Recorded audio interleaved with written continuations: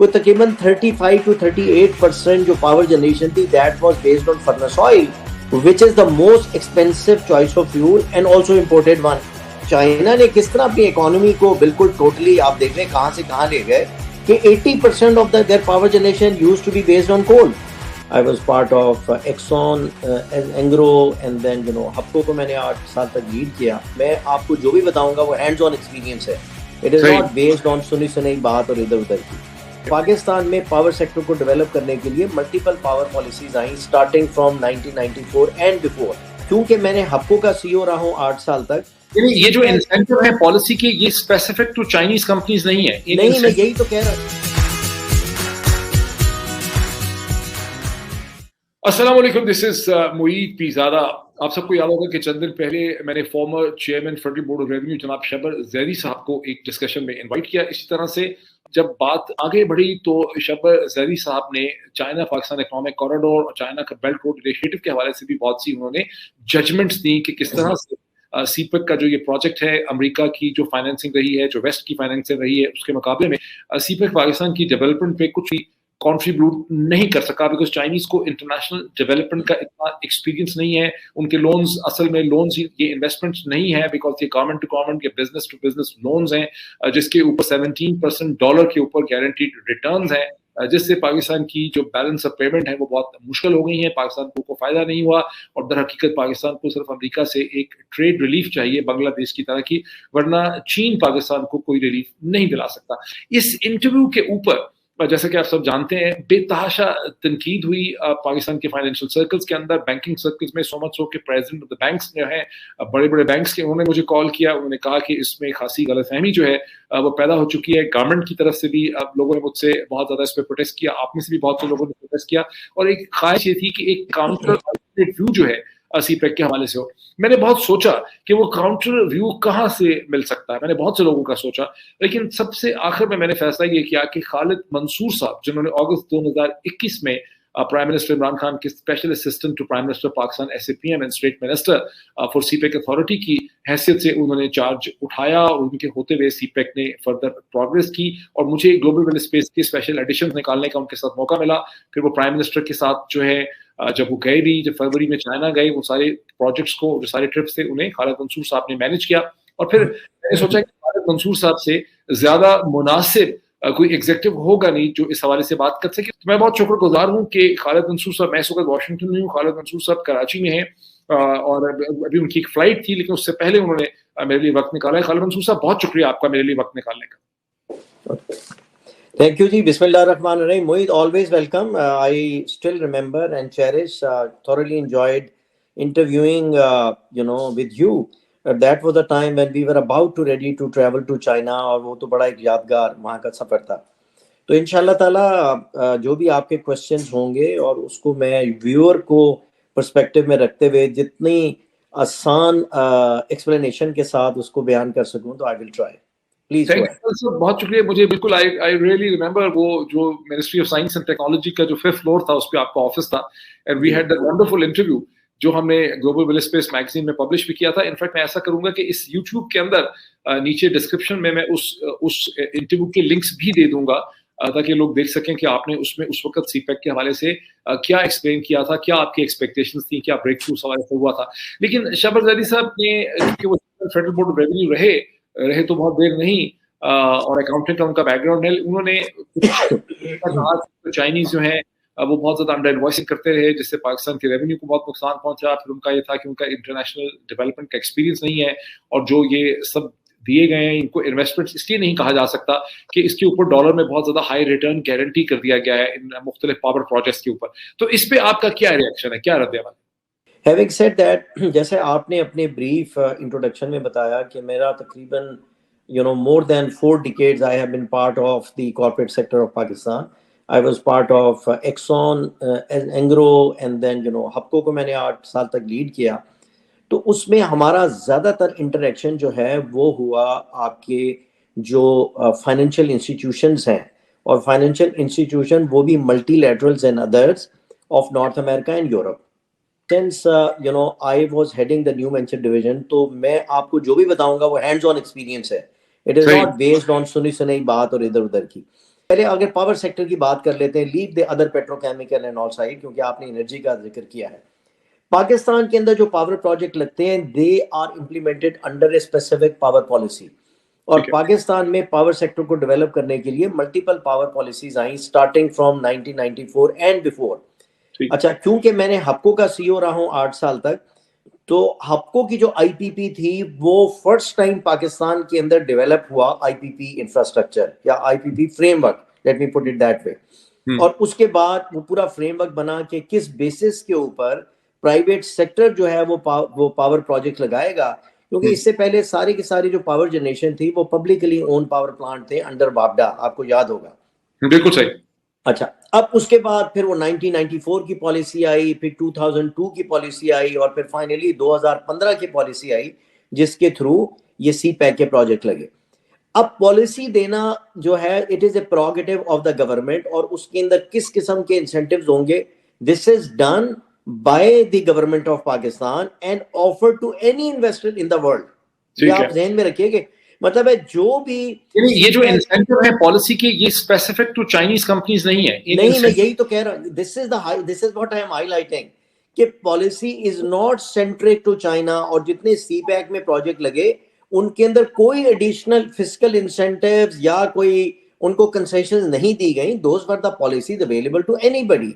और this is what आपको याद होगा, जब मैं when I was heading CPEC, तो मेरे पास बेशुमार इन्वेस्टर्स आते थे वन आफ्टर द अदर कि जी हम भी इन्वेस्ट करना चाहते हैं, तो हम कहते थे कि जी do it under the prevalent policy, और अगर आपने सी पैक में स्पेशल इकोनॉमिक जोन में भी करना है प्लीज आइए, तो जो इंसेंटिव चाइनीज इन्वेस्टर्स को अवेलेबल है वो आपको भी अवेलेबल है, वो अलग बात है कि the Chinese took the lead. अच्छा, अब एक मैं आपको बहुत इंपॉर्टेंट बात बताऊं कि when I was heading Engro, writing was on the wall कि हमें समहाउ इंडिजिनस फ्यूल के ऊपर अपनी पावर जनरेशन करनी है, क्योंकि देखिए जो हमारा इंपोर्ट, हमारा जो बिल है उसमें ऑलमोस्ट 25% हम एनर्जी के लिए फ्यूल इंपोर्ट करते हैं, और पाकिस्तान के अंदर ऑलमोस्ट व्हेन वी स्टार्टेड कोई तकरीबन 35 to 38% जो पावर जनरेशन थी that was based on furnace oil, which is the most expensive choice of fuel and also imported one.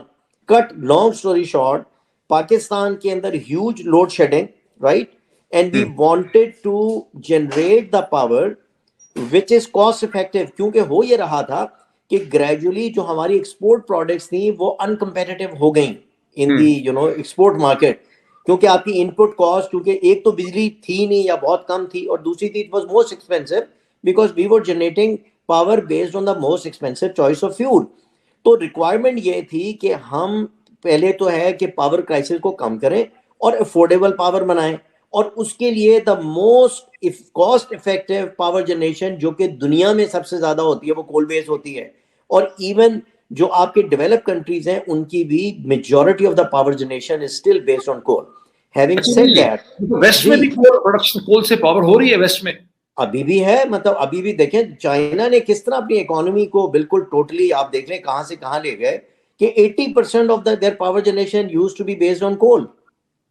Even जो ग्लोबल एवरेज है, जो लास्ट मेरे पास डेटा था, it was close to 40%। Gradually उसको आप कम कर रहे हैं जैसे जैसे रिन्यूएबल के अंदर टेक्नोलॉजी बेहतर होती जा रही है। बट कॉन्टेक्स्ट में रहते हुए फिर मैं आपको ये बताऊं कि जिस वक्त ये हमें कांटेक्ट किया गया, जाहिर है कि प्राइवेट सेक्टर में थे कि बताइए कि किस तरीके से पावर सेक्टर को इम्प्रूव कर सकते हैं, तो I was invited to accompany the then prime minister of Pakistan to go to China, क्योंकि और कोई सूरत नजर नहीं आ रही थी, और आई accompanied them and there were only 2 more people with me, और वहां पर पूरे के पूरे चाइनीज लीडरशिप के साथ और चाइनीज जितनी भी बड़ी बड़ी कंपनीज थी उनसे बातचीत हुई विद वन सिंगल ऑब्जेक्टिव कि हमने पाकिस्तान के अंदर जो पावर क्राइसिस को खत्म करना है, तो आप हमारी टेक्नोलॉजिकली भी मदद करें। हम गए उनके पास और साथ के अंदर हमें ये 2013 अच्छा when Nawaz Sharif sworn in 4th of June 2013, 2013 we went to China, और वहां पर वन आफ्टर द अदर ये बात हुई, और मुझे वो लेकर गए थे क्योंकि फिर ये हुआ कि जॉइंट वेंचर क्रिएट हो गया between Engro and government of Sindh, and I was the first CEO of Sindh Engro coal mining company, and I also headed the bankable feasibility study to prove के अगर हम थर कोल को एक्सप्लॉइट करेंगे तो वो टेक्निकल इकोनॉमिकली वायबल होगा, but funding was not available. Funding दुनिया में कहीं से नहीं थी, लेकिन जो दुनिया में कहीं से चीन ने फंडिंग की है वहां पे उन्होंने गारंटेड सॉवरेन गारंटीज ले ली हैं 17% रिटर्न ऑन इन्वेस्टमेंट के डॉलर पे, जो नहीं होती दुनिया में कहीं। भाई देखिए, ये तो पावर पॉलिसी में वही तो आपसे कह रहा हूं भाई, that was the government of Pakistan policy. कोई उन्होंने चाइना के पास कोई स्पेशल इंसेंटिव लेके तो नहीं गए ना, उन्होंने कहा भाई ये पावर पॉलिसी है, इसके अंदर देखिए सॉवरेन गारंटी क्यों है, ये आपको ये समझना पड़ेगा। पाकिस्तान के अंदर सिंगल बायर मार्केट है, तो दैट वुड मीन कि जो भी स्पॉन्सर पाकिस्तान में प्रोजेक्ट लगाता है, तो जो गवर्नमेंट का ऑफ टेकर है, which is single of taker, वो आपको मजबूर करता है कि आप मेरे अलावा किसी और को बिजली नहीं दे सकते। तो दैट वुड मीन कि जो स्पॉन्सर की रिस्पॉन्सिबिलिटी सिर्फ ये है कि you have to make yourself available, आप किसी और को बिजली नहीं बेच सकते। अब ये जो इतने ह्यूज इंफ्रास्ट्रक्चर प्रोजेक्ट लगते हैं worth billions, so that would mean कि आपको अवेलेबल करना है, और ये सवाबदीद है पावर ऑफ टेकर की कि वो आपको किस वक्त डिस्पैच करे। तो दैट वुड मीन कि अगर आपको वो डिस्पैच करे ना करे, तो उन्होंने आपको कैपेसिटी पेमेंट तो देनी है। इसकी एनालॉजी मैं यही लोगों को एक्सप्लेन करता हूं कि आप अब अमेरिका में, आई एम श्योर आपने कार रेंट की भी होगी, ठीक है? मैंने तो लीज की है, लीज की ना, जो व्हाटएवर। अब आप लीज करके कार को अपने अपने अपने गैराज के अंदर रख दें, आप इस्तेमाल ना करें उसको, ठीक है ना? लेकिन जिनसे लीज की है उनको तो आपने रेंट देना है ना, या आपने उनको उस पेमेंट करनी है। अब आप कल मुड़ के कहें कि जी कि मैंने यार तुमसे लीज की है, लेकिन क्योंकि मैंने अपने गैराज में खड़ी कर दी, इस्तेमाल नहीं की, तो आप क्यों मुझसे पैसे ले रहे हैं? तो यही एनालॉजी है पावर सेक्टर ऑफ पाकिस्तान की, क्योंकि it is not a multi buyer market still. अच्छा, हैविंग सेड दैट, तो that was the time we really deeply requested China कि please come and help us financially, help us develop the thar, क्योंकि पाकिस्तान के अंदर इससे पहले आपको पता है माइनिंग तो हो ही नहीं रही थी। अब जो की दो तीन मेरे जहन में क्वेश्चन आ रहे, एक तो आपको पता है मैंने ग्लोबल एरोस्पेस मैगजीन में एप्टमा के साथ एक मेरा मीडिया रिलेशनशिप रहा, तो एप्टमा और टेगमा जो एक्सपोर्टर्स हैं वो ये दुहाई बसलसल देते हैं कि एनर्जी उनको पाकिस्तान में इंडिया, वियतनाम, बांग्लादेश, तुर्की के मुकाबले में पर यूनिट बिजली महंगी मिलती रही, जिसकी वजह से उनका प्रोडक्ट इंटरनेशनली कंपेटिटिव नहीं है। तो जो चाइनीज प्रोडक्शन है एनर्जी की, उसके दो कंपोनेंट्स हैं, एक ऑयल और फर्नेस ऑयल से है, दूसरा उसका प्रोडक्शन हाइड्रो इलेक्ट्रिक से। हाइड्रो इलेक्ट्रिक तो मेरा ख्याल मार्केट में आई नहीं है, जो आजाद कश्मीर में मुख्तलिफ जगहों से बन रही है, ये केपी से बन रही है। तो क्या ये हमारी एनर्जी मिक्स इंप्रूव हो जाएगी, क्या उसकी कॉस्ट कंपेटिटिव हो जाएगी? देखिए, मैं यही आपको अर्ज कर रहा था ना कि हमारा energy fuel mix was one of the most expensive one compare to developing countries, right? और ये मैंने खुद अपने प्रीएम्बल में ये कहा कि पाकिस्तान की क्राइसिस क्या थे, ये power was not available, and whatever power was available it was very expensive, क्योंकि power generation was based on the most expensive choice of fuel which is furnace oil, and we did not have any component of power generation based on coal, और coal भी ऐसा जो कि indigenous हो।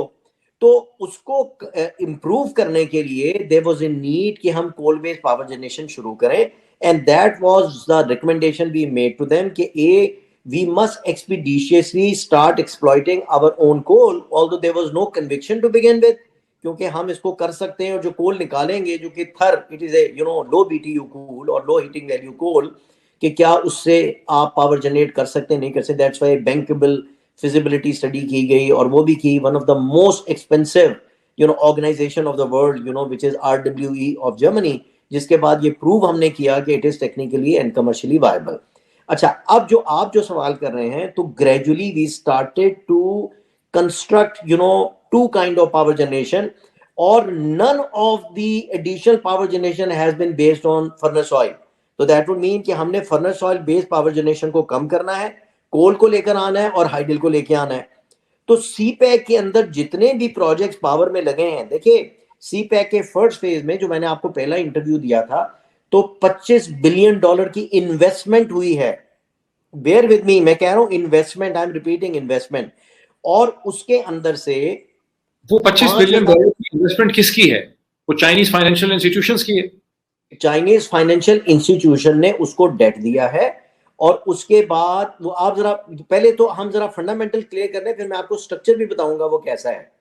तो $25 billion की हमारे पास investment इस वक्त तक हो चुकी है, उसमें से $16 बिलियन के जो प्रोजेक्ट्स हैं वो ऑलरेडी लग चुके हैं, 5300 मेगावाट जो लगा था वो कौन सा था? दैट वाज जिस तरह आप फरमा रहे हैं कि those are the coal based power projects, या उसके अंदर थे कि हाइडल प्रोजेक्ट, या उसके अंदर थे ये विंड प्रोजेक्ट, रिन्यूएबल भी साथ लगे, राइट? अच्छा, और सबसे बड़ी बात यह है कि हमने इनके साथ मिलकर, चाइना ने उसके बाद डिटेल हमारी वर्किंग हमारे साथ की, चाइनीज ईपीसी कॉन्ट्रैक्टर आए और हमने फॉर द फर्स्ट टाइम अपने थर कोल को वी स्टार्ट एक्सप्लॉइटिंग। और सबसे पहले 2 प्रोजेक्ट लगे 330 मेगावाट के, वो सक्सेसफुली कमीशन हुए। उसके बाद प्रूफ ऑफ द कॉन्सेप्ट हो गया कि हम जो है ना थर कोल को एक्सप्लॉइट भी कर सकते हैं, माइन माउथ पावर जनरेशन कर सकते हैं। फिर हपको के प्लेटफॉर्म से माइन के लिए माइन को एक्सपेंड किया गया, उसकी डबल की गई कैपेसिटी, और 2 और 330 मेगावाट के प्रोजेक्ट लगाए गए। और ये चारों प्रोजेक्ट जो हैं they are up and running and providing the most cost effective power to the national grid. Cost effective भी है ये बहुत ज्यादा इट इज। मैं आपको बता रहा हूं कि मोटा मोटा मैं आपको हिसाब बताऊं कि अब जब ये 4 पावर प्रोजेक्ट जो हैं लग जाएंगे तो उनके लिए जो फ्यूल कॉस्ट कंपोनेंट की कॉस्ट है वो तकरीबन ₹2.5 पर किलोवाट होगी, वर्सेस जो महंगे फर्नेस ऑयल से करते हैं वो 30 से 35 से 40 रुपए का यूनिट होता है। तो जो बात आप कर रहे हैं वो यही था कि आप ग्रेजुअली अपना एनर्जी फ्यूल मिक्स को ऑप्टिमाइज करें, और उसकी वजह से ये जो आपका पूरा का पूरा जो टैरिफ है, एवरेज टैरिफ है, वो कम होता जाए। तो दैट वुड मीन कि बिजली की क्राइसिस भी कम हो जाए और कॉस्ट भी कम हो जाए। It becomes affordable to the people of Pakistan and also to the industry. और उस तरफ सफर जारी हो गया है। अब ये देख लीजिए कि जो थर है ना कि that is the source of getting energy security to the Pakistan, क्योंकि हमारे पास we have got billions of reserves of the coal. So that would mean कि फ्यूचर के अंदर हमारी जैसे ही आपकी सप्लाई डिमांड में गैप आती है तो आप अपने माइन को आपने एक्सपेंड करना है। जब आप एक्सपेंड करेंगे तो उससे उसकी स्केलेबिलिटी होगी, कॉस्ट ऑफ द कोल कम होगा, तो जो पहले लगे हुए पावर प्लांट हैं उनकी भी कॉस्ट कम होगी और वो बतदरीज आपकी कॉस्ट ऑफ पावर जनरेशन कम होती चली जाएगी। और बात यहाँ पे नहीं रुकेगी। उसके बाद क्या हुआ कि when I was heading CPEC, तो वहां पर हमने एक फिजिबिलिटी स्टडी करवाई कि ये थर कोल से आप कोल गैसिफिकेशन भी कर सकते हैं। अब गैसिफिकेशन की क्यों जरूरत है? आपको पता है कि हमारी इंडिजिनस जो गैस है उसकी अवेलेबिलिटी कम से कमतर होती चली जा रही है, right? And now we have resorted to imported RLNG which is again very very expensive now. तो हमारे पास ये जो एनर्जी का रिसोर्स इंडिजिनस अवेलेबल है उसको आप गैसिफाई भी कर सकते हैं। जब आप गैसिफाई करें तो उससे फिर आपके लिए पूरी लाइन खुल जाती है उन चीजों की जिसकी वजह से आप इंपोर्टेड फ्यूल को रिप्लेस कर सकते हैं। अच्छा, हम इसको समझ कर लें कि एक साइड पे कोल की एनर्जी सीपैक का पार्ट है, उसमें चाइनीज रोल है, दूसरी तरफ आजाद कश्मीर और केपी के हाइड्रो इलेक्ट्रिक पावर प्रोजेक्ट्स हैं, और सारे लग रहे लग गए। वो कमीशन भी हो रहे हैं एक एक करके। आपका आप देखिए ना, जो 3-4 पावर प्रोजेक्ट थे जो पाइपलाइन में थे, उनमें से वो जो सुकी किनारी वाला है वो हो गया 885 मेगावाट का था। उसके बाद आपका जो करोड़ का पावर प्रोजेक्ट था जो चाइना गॉर्जस कर रही है वो कमीशन हो गया। There are 2-3 project which are in the pipeline, वो सारे के सारे होते चले जाएंगे। इसी तरीके से जो हमारे रिन्यूएबल प्रोजेक्ट्स हैं वो भी कमीशन हो रहे हैं या हो गए हैं। तो टोटल हमारे एनर्जी इनपुट में कितना इजाफा होगा as a result of the Chinese and CPEC thing? Total देखिए मैं जिस तरह बता रहा हूँ 5300 मेगावाट तो लग गया, it is up and running, right? Pipeline में 3500 मेगावाट उसके अंदर है और 4000 जो है ना वो डेवलपमेंट स्टेज में है, वो भी लगेंगे। वो कोई तकरीबन $28 बिलियन की कमिटमेंट है। वो टोटल पैकेज है अबाउट 60 बिलियन का। उसमें से आप समझ लीजिए कि 25 मिलियन तो ऑलरेडी कमिट हो चुका है, उसमें से 16 बिलियन जो है वो तो लग चुका है, और 9 बिलियन जो है वो जो 3500 मेगावाट जो है ना वो अब ऐसे ऐसा कमीशन हो रहे हैं। और बल्कि वो जो आपके 3500 मेगावाट पाइपलाइन में थे ना जब आपने इंटरव्यू किया था, उसमें 2 ऑलरेडी कमीशन हो चुके हैं थर पे। सो 5500 अगर लग चुके हैं और 3-4 हजार और हैं, तो हम अप्रोक्सीमेटली कोई तकरीबन 10,000 मेगावाट की तरफ देख रहे हैं जो इसमें से जनरेट होगा। 14,000 होगा। बाकी जो पाइपलाइन देखिए वो तो अब थोड़ा सा देखें स्टॉल हो गया सीपैक, वो तो अल्लाह करे। और ये तो फेज 2 था ना जिसके लिए मुझे इंडक्ट किया गया था। अब मुहीद आपको एक चीज और मैं बताऊं कि ये शब्बर साहब कह रहे थे कि उन्होंने रिस्क नहीं लिया, तो मैं ये समझता हूं कि जो पावर सेक्टर के अंदर इतने जो प्रोजेक्ट जिसका हम तस्करा कर चुके हैं, सबसे ज्यादा रिस्क अगर मैं लेंडर्स पॉइंट ऑफ व्यू से लूं वो चाइनीज ने लिया, और मैं आपको एक्सप्लेन करता हूं। अच्छा, जितने भी प्रोजेक्ट फाइनेंसिंग पे होते हैं, उसके लिए लेंडर उस वक्त अपना पैसा देना शुरू करते हैं कि जब आपका फाइनेंशियल क्लोज हो जाता है। फाइनेंशियल क्लोज का मतलब ये है कि every dot has been, what do you call, कि i's have been dotted and t's have been cross और व्हाटएवर। ठीक है। उसके बाद वो डिसबर्स करना शुरू करते हैं अपना लोन। अब पाकिस्तान के अंदर क्योंकि इतना बड़ा क्राइसिस था, तो गवर्नमेंट ऑफ पाकिस्तान ने चाइनीज इन्वेस्टर को यह कहा कि please do not wait for achieving the financial close, आप इक्विटी से आप इसके ऊपर प्रोजेक्ट को शुरू करें, क्योंकि timing was of the essence. हमें पावर क्राइसिस था एंड आपकी इंडस्ट्री टोटली डीरेल हो चुकी थी। तो मैं अब बाकी प्रोजेक्ट्स को छोड़ दें, बाकी प्रोजेक्ट्स भी इसी तरीके के साथ हुए फ्रॉम देयर ओन इक्विटी, लेकिन जिसका मैं रेफरेंस दे रहा हूं, this is the project I was part and parcel of that, because it was 49% equity of HUBCO and 51% of China Power. ठीक है। तो $535 million चाइनीज ने इक्विटी से इस प्रोजेक्ट को लगाए to complete the project as expeditiously as possible, और उसके बाद जाकर इसका फाइनेंशियल क्लोज हुआ। अब इसमें देखिए, आपने कहा कि स्टॉल हो गया सेकंड फेज, उस पे भी तो बहुत ऐसे इकबाल साहब वाला क्वेश्चन है, वो कहते हैं कि इमरान खान की हुकूमत ने सीपैक की सारी प्रोग्रेस को तबाह कर दिया। सर देखिए, वो तो एक पॉलिटिकल नैरेटिव है, आप बेहतर जानते हैं क्या होता है। लेकिन देखिए, पहले मुझे जरा इस एस्पेक्ट को क्लियर करने में उस पर भी जरा तबसरा कर देता हूँ। कहने का मकसद ये था कि देखिए, जितने प्रोजेक्ट्स लगे, वो प्रोजेक्ट्स जिस रेट पे, जिस इंटरेस्ट के ऊपर चाइना ने दिया, चाइनीज फाइनेंशियल इंस्टीट्यूशन ने, वो उनको अगर आप कंपेयर करें कि जिस इंटरेस्ट रेट पे पाकिस्तान के अंदर पावर सेक्टर के अंदर प्रोजेक्ट लगे in the corporate sector from multilaterals, IFC, और उसके बाद Asian development bank, ADB and other consortium के साथ, जो कि नॉर्थ अमेरिकन या यूरोपियन लेंडर्स हैं, उनसे कम रेट के ऊपर चाइना ने हमें ये लोन दिया। और जहां तक रिस्क की बात, मैंने आपको बता दिया कि ये जो प्रोजेक्ट्स हैं, जिसमें पोर्ट कासिम है, वो भी तकरीबन 1320 मेगावाट का था। हबको का प्रोजेक्ट है जो जॉइंट वेंचर था, या इवन साहिवाल का था, ये सारे चाइनीज इन्वेस्टर ने पहले अपनी इक्विटी से इन प्रोजेक्ट को शुरू किया और शॉर्टेस्ट पॉसिबल टाइम के अंदर ये प्रोजेक्ट कंप्लीट किए। और ये वो प्रोजेक्ट थे जो कि इंपोर्टेड कोल पे थे, which is also fuel cost component imported coal का। It is almost 1/4 of generating power from imported furnace oil. तो ये तो बात हो गई कि कितना उन्होंने रिस्क लिया। दूसरा रिस्क क्या था? पाकिस्तान के अंदर आपको पता है कि सर्कुलर डेट कहां से कहां चल रहा था, and that was one of the most critical pain point of China, कि जब हम इन्वेस्टमेंट कर दें तो हमें तो आप पैसे ही नहीं देंगे। तो आप लेंडर्स बड़े खाइफ थे कि आप किस तरीके से हमारा जो प्रिंसिपल की रीपेमेंट या इंटरेस्ट की पेमेंट कैसे होगी।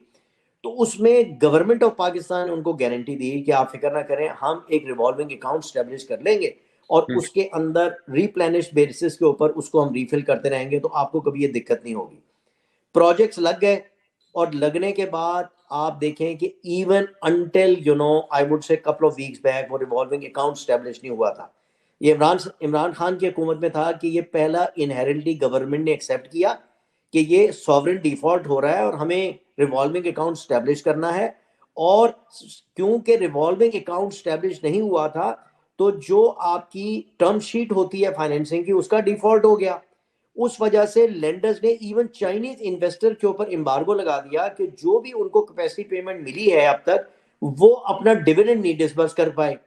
इससे बड़ा रिस्क क्या होगा कि आपने बिलियंस ऑफ डॉलर इन्वेस्ट कर दिए और आपको जिस मुल्क में किए वहां पर आपको ना वक्त पे पैसा मिल रहा है, और आपने जो जिन बेसिस के ऊपर एग्रीमेंट किया था वो आप एस्टेब्लिश नहीं कर पाए।